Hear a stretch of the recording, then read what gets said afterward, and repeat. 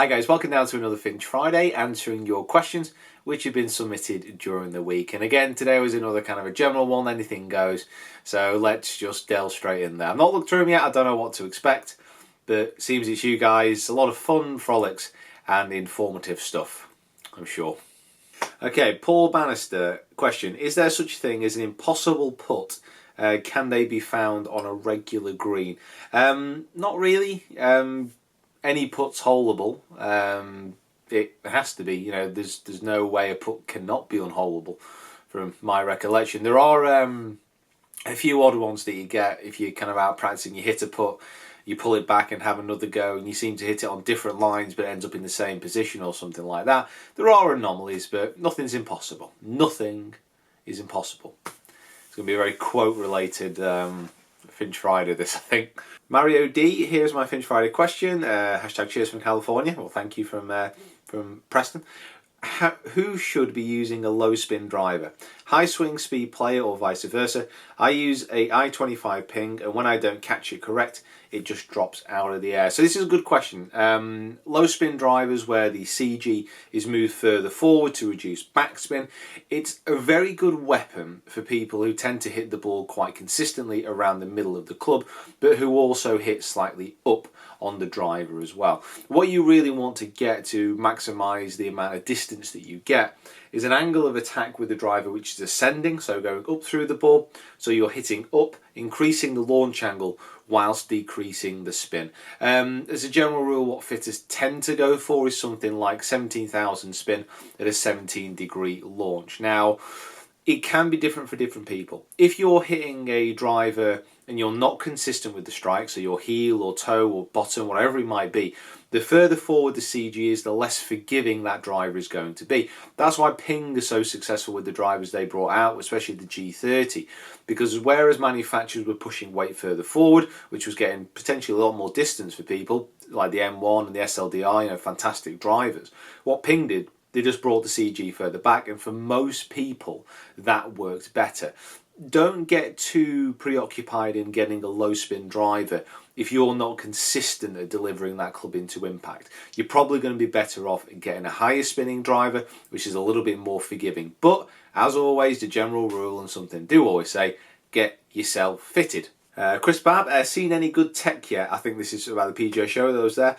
Specifically interested in personal launch monitors. There's a lot of stuff out there now, guys. So much. The top end of the market, the Trackmans, the Foresights, the Flyscopes, they're all bringing out new stuff. Some very, very exciting stuff as well. But the bottom end of the ladder, so from the cheapest launch monitors to the most expensive, there are so many out there. We do keep saying it. We're going to try and have to get some kind of big review organised of them all, but getting them all together and using them side by side, that's not that easy to do, but we'll try our best. At Outdoor Extreme, PF GoPro at Finch Friday, I hit a 10.5 degree 430 SLDR driver. Well, is it really worthwhile to consider an M1 and an M2? Any real benefit?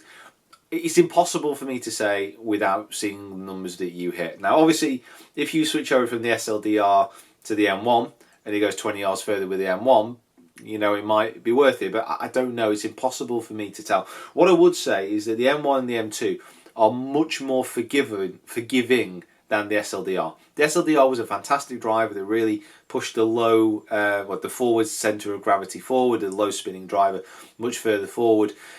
It was amazing, and it is still a great driver, but it's not the most forgiving. The M1 and the M2 are much more forgiving than the SLDR. So if that's something you're struggling with it, then give it a go. But again, get fitted. Hey Pete, happy Finch Friday. Mike from Ohio. Just calling to see if you had any recommendations for ball selection, what a higher handicapper should use, and somebody with not such a fast swing speed. Any suggestions would be helpful. Thanks, Pete. Well, Mike, thank you very much for that. Ball suggestions for different swing speeds. This is quite a tricky one, actually. Let me have a think about this.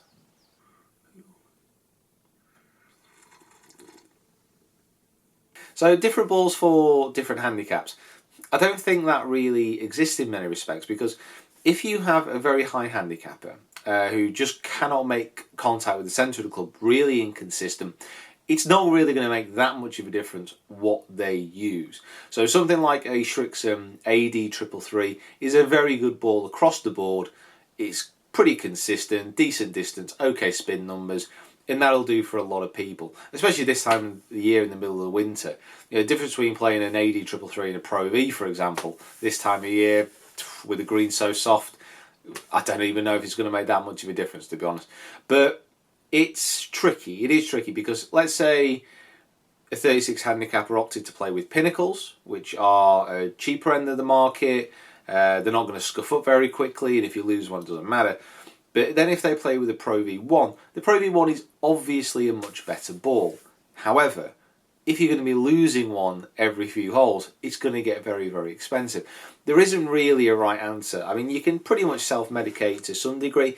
If you're struggling with distance off a tee, you can play with a more distance-orientated ball. If you want more feel around the greens, then you can play with something a little bit softer. The biggest advantage of playing the premium ball, so a Pro V1, or a TaylorMade or a Nike, I mean, that top end of the market, they're all very, very similar now. If you get to that top end of the market, that's going to give you the distance and the control around the greens.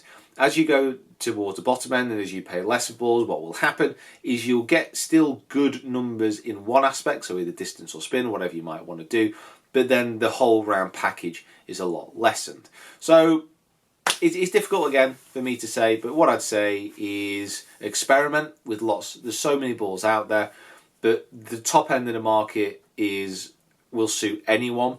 But obviously, if you're not striking the ball consistently, then you need to figure out what your weakness is and then go from there. I hope that helps, Mike. I hope. At Fried Eggs, at PF Golf Pro, do you think hell is just a constant loop of Fried Eggs golf wrap videos? Yes. Okay, I'll pop over to Instagram and we will go for Johnson Nick. Where would you prefer to play golf for the rest of your life if you had to choose one place?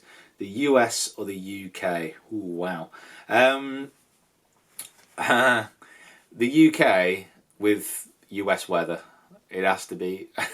I think the UK has some of the most fantastic courses you'll ever play. I mean, if you haven't had a chance to actually get over here and play, there are some absolute crackers. But at this time of year, because we came back from, well, in the last kind of month, 2 months, we've been in Arizona and Florida.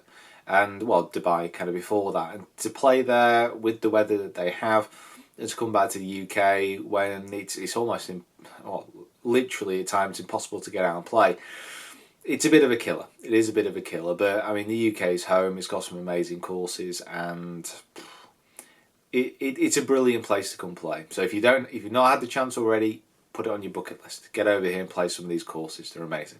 Favourite club in the bag? Ooh, that's an interesting one because I'm going through a bit of a transition phase at the moment.